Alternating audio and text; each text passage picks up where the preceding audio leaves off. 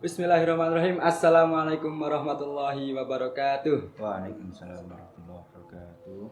Innal hamdalillah nahmaduhu wa nasta'inuhu wa nastaghfir wa na'udzu billahi min shururi anfusina wa min sayyiati a'malina may yahdihillahu fala mudhillalah wa may yudhlil fala hadiyalah. Asyhadu an la ilaha illallah wa asyhadu anna Muhammadan abduhu wa rasuluh amma ba'd. Baik, kembali lagi bersama kami di Talkshow MA Al-Matira.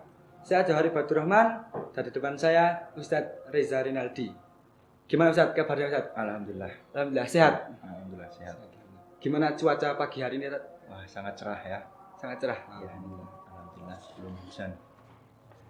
Nah, untuk sekedar informasi saja, Ustadz Reza ini juga salah satu alumni dari Pondok Pesantren Al-Mu'min tahun 2015 ya Ustadz? 2015. Bagaimana Ustadz? Banyak sekali kenangan di sini Ustadz. Tentu banyak sekali kenangan ya. Al-Mu'min itu udah kayak rumah. Ustadz juga udah kayak orang tua. Jadi kalau ditanya kenangan sangat banyak sekali kenangan. Setelah lulus dari Al-Mu'min kemana Ustadz? Saya sempat ke Brebes, terus ke Jakarta, dan ke sini lagi. Berarti saking cintanya dengan pondok akhirnya kembali lagi Ustadz. Ya ini apa namanya? Ya alhamdulillah gitu ya, diberi kesempatan untuk pulang ke rumah. Coba langsung aja masuk pertanyaan ya Ustadz. Oh ya. Jadi di sini ada sedikit beberapa pertanyaan. Sejak kapan anak itu seharusnya dikenalkan dengan Al-Quran? Baik. Alhamdulillah. Wassalatu wassalamu ala Rasulillah wa ala alihi washabihi wa mawala. La haula wala quwwata illa billah. Baik Mas Sohar ya, ketika kita ditanya atau mungkin ada pertanyaan sejak kapan seharusnya anak itu dikenalkan dengan Al-Quran ya. Tentu jawabannya sedini mungkin ya, sedini mungkin ketika masih kecil, bahkan sebelum mereka lahir, sebelum anak-anak lahir, ketika masih dalam kandungan itu sebisa mungkin orang tua itu sudah harus mengenalkan diri dengan Al-Quran ya. Diperbanyak lagi intensitas komunikasi dengan Al-Quran, membaca, bahkan kalau bisa ya sudah mulai berlatih untuk menghafal sedikit-sedikit ya. Kenapa? Karena ketika kita menghendaki ketika besok anak kita ingin menjadi penghafal ya, kita juga harus bisa ngasih contoh yang baik untuk mereka ya. Kenapa ya? Karena nanti pada akhirnya itu kan mereka awal untuk belajar Al-Quran itu kan dari kita dulu. Itu sebelum lahir, kemudian nanti setelah lahir kalau belum bisa mungkin umur 1 tahun 2 tahun itu kan masih belum bisa baca ya, itu bisa didengarkan murotal, rekaman-rekaman Al-Quran gitu dari syekh-syekh kan banyak sekali gitu ya. Itu kemudian setelah bisa udah bisa ngomong sedikit-sedikit, itu mulai diajari 1 huruf, 2 huruf dan bertahap. Tapi intinya ketika anak itu belajar Al-Quran itu kemudian sudah dewasa, pasti hasilnya beda sama yang dari kecil sudah dididik begitu ya, mungkin itu. Nah, terus lihat kan semisal anak itu sudah menghafal Al-Quran. Nah, terus apa manfaatnya dan keutamaannya sehingga kita itu bisa termotivasi? Untuk manfaat dan keutamaan penghafal Quran itu juga tentu sangat banyak ya, sangat banyak. Hadis itu kan disebutkan banyak sekali. Di antaranya ketika seorang menghafal Quran atau penghafal Quran itu kan oleh Allah disebut sebagai keluarga Allah ya, sebagai ahlullah itu. Tentunya akan berbeda dengan orang yang tidak menghafal. Ketika kita masih punya ikatan kekeluargaan, pasti akan lebih mudah untuk kita meminta apa, kita memohon apa, itu kan pasti akan lebih dipermudah lagi. Kita ambil contoh lah, seperti orang tua kita. Kita pasti punya orang tua gitu ya Mas Sohar.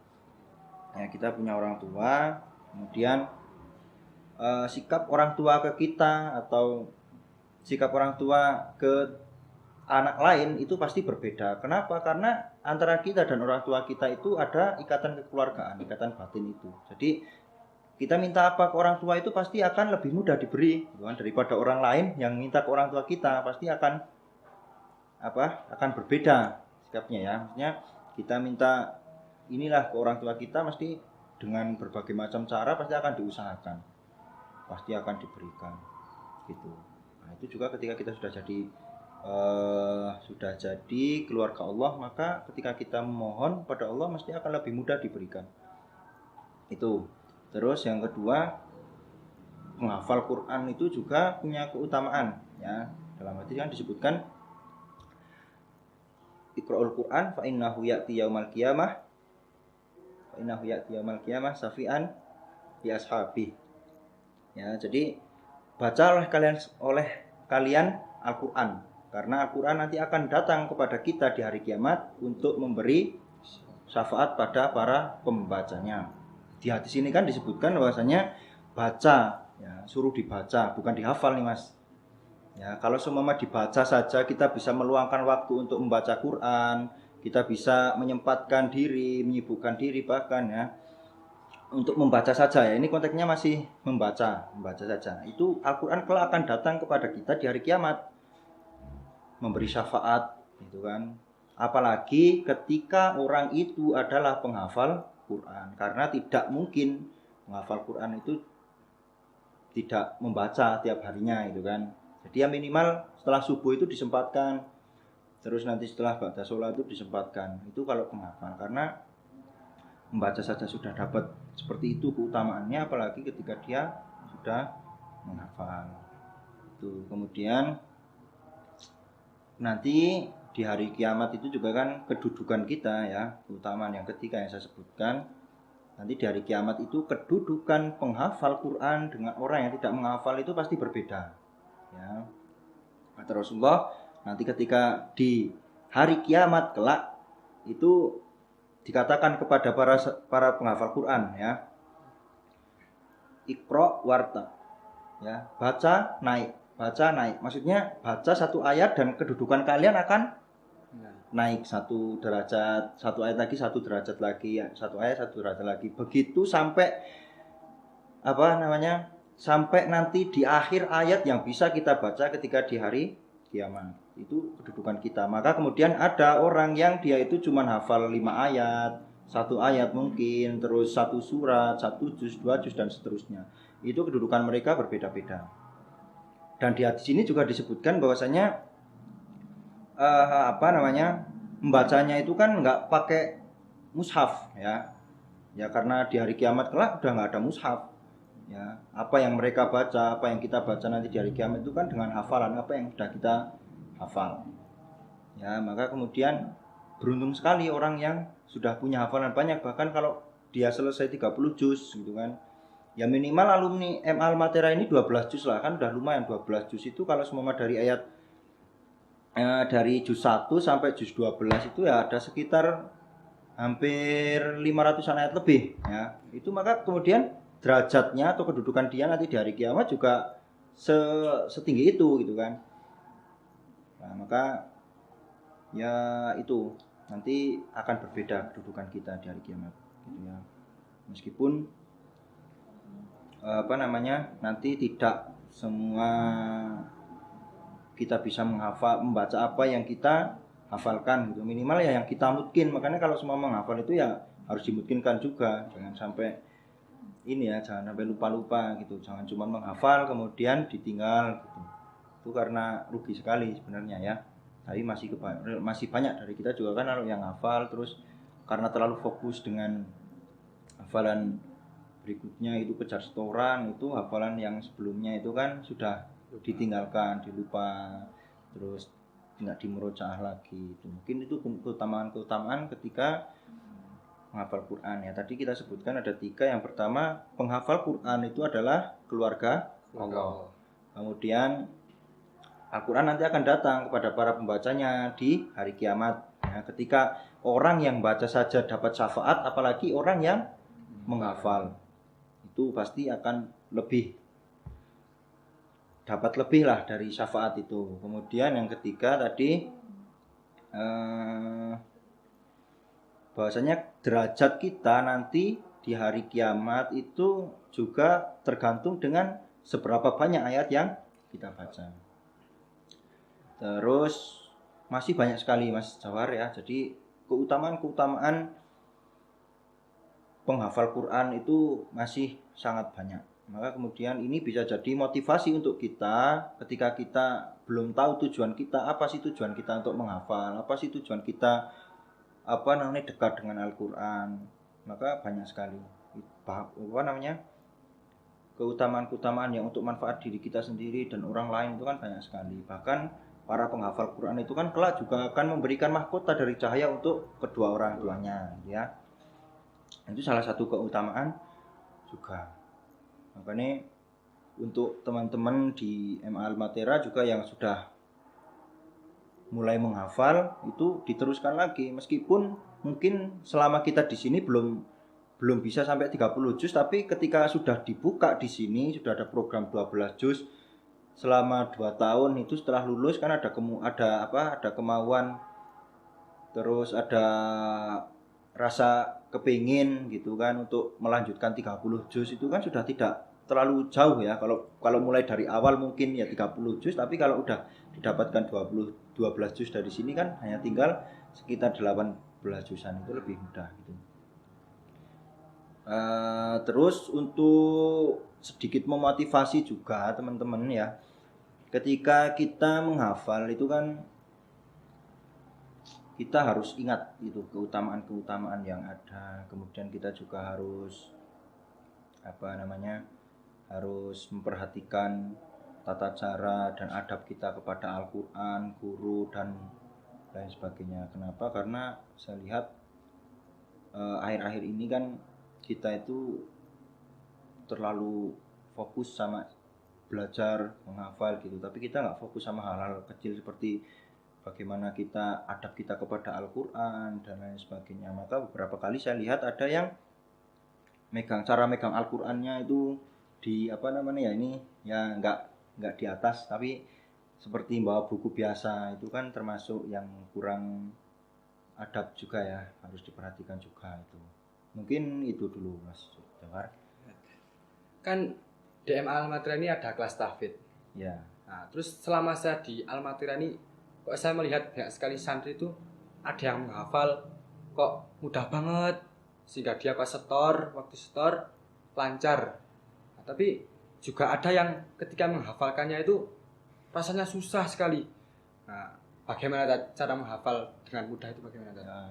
Baik ya, yang perlu kita ketahui Mas Johar ya, kemampuan tiap anak itu kan pasti berbeda gitu ya. Kemampuan tiap anak itu pasti berbeda. Ada ya mungkin Mas Johar ini menghafalnya termasuk yang golongan orang-orang yang sedang-sedang aja gitu ya, ngafalnya ya susah banget enggak, tapi cepet banget juga enggak. Tapi ada juga nih, ada yang kadang cuman seumpama setoran satu muka itu kan, sekali setoran itu satu muka itu cuman baca 2 kali terus agak dihafalkan sebentar itu langsung hafal. Tapi ada juga yang bahkan ada yang satu seharian dari pagi mungkin seharusnya setornya nanti duhur gitu, tapi masih belum hafal, bahkan besoknya lagi juga sudah hafal tapi masih belum lancar. Itu ada juga yang seperti itu. Tapi yang perlu kita yakini dalam hati, dulu nasihat Ustadz Agus Minaldi dulu ya, Ustadz di Brebes itu, beliau mengatakan bahwasanya hafalan itu dari Allah ya. Jadi secerdas apapun dia, kemudian sepandai apapun dia, ketika Allah bilang belum hafal ya tetap susah gitu. Maka kemudian ini yang perlu diperhatikan. Ada juga yang yang orangnya mungkin dari segi pelajaran-pelajaran yang lain dia kurang gitu kan. Ada yang pelajaran matematika sangat kurang, tapi ketika menghafal cepat. Ada yang nggak pinter bahasa Inggris, nggak pinter fisika, kimia gitu, ketika menghafal cepat gitu. Ada yang pinter semua pelajaran tapi ketika menghafal lambat. Itu memang jadi salah satu bukti bahwasanya hafalan itu dari Allah gitu. Maka jangan sekali-kali kemudian kita itu ketika kita cerdas, ketika kita merasa pandai itu jangan kemudian sombong gitu ya. Terus ada juga nih ketika seorang itu menghafal Qur'annya cepat dan orang yang menghafal Qur'annya lambat itu jangan berkecil hati nih yang menghafalnya lambat ya. Kenapa? Karena mungkin itu kalau kata Ustaz tadi Hidayat itu kan mungkin itu adalah salah satu bentuk kasih sayang Allah kepada kita. Ya, kalau mungkin seumpama kan satu huruf itu kan dapat pahala, satu kebaikan kemudian dikalikan 10. Ya, kalau seumpama seorang atau santri yang menghafalnya itu cepat, ya 2 kali atau 3 kali baca satu lembar itu langsung hafal gitu, dia kan cuma dapat pahala ya itu. Tapi ketika seorang seorang yang susah ngafalnya itu kan dia dapat pahala bacanya itu kan banyak sekali. Kenapa? Karena diulang-ulang terus secara tidak langsung itu Allah ngasih pahala kita lewat situ gitu. Maka sekali lagi jangan berkecil hati untuk santri-santri yang masih ngafalnya itu masih susah. Karena di setiap itu pasti ada kebaikan. Mungkin yang cepat ngafalnya kebaikannya ya jadi cepat hafal dan hafalannya kuat.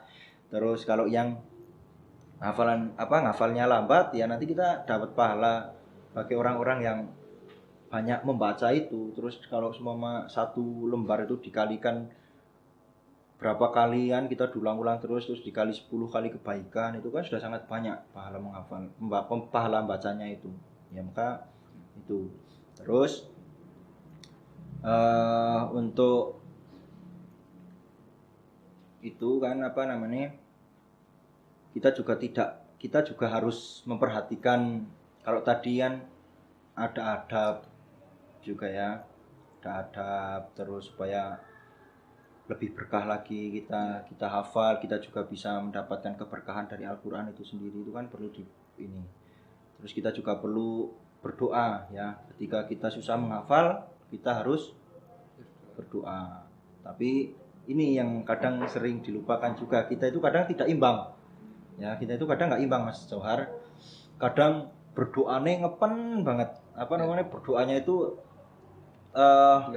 benar-benar berdoa betul. Tapi usaha kita yang kurang. Kita lagi baru baca 2 kali gitu kan, udah males terus tak berdoa aja gitu kan. Tapi ada juga yang berusaha terus gitu kan. Bahkan sampai bangun sepertiga malam, tengah malam itu udah bangun tapi langsung hafal lagi, nggak menyempatkan diri untuk sholat malam terus minta doa gitu karena untuk ngejar setoran gitu. Terus ada yang seperti itu. Maka kemudian ini porsi kita harus imbang ya, kita berusaha semaksimal mungkin tapi kita juga jangan lupa ya pada siapa zat yang ngasih hafalan ke kita itu siapa, Allah ya. Kita harus minta, usaha kita benar, doa kita juga harus sungguh-sungguh gitu. Jadi dua sisi ini terpenuhi semua, nggak cuma berdoa, nggak cuma berusaha tapi nggak berdoa, itu perlu diperhatikan. Kemudian setelah berdoa kita harus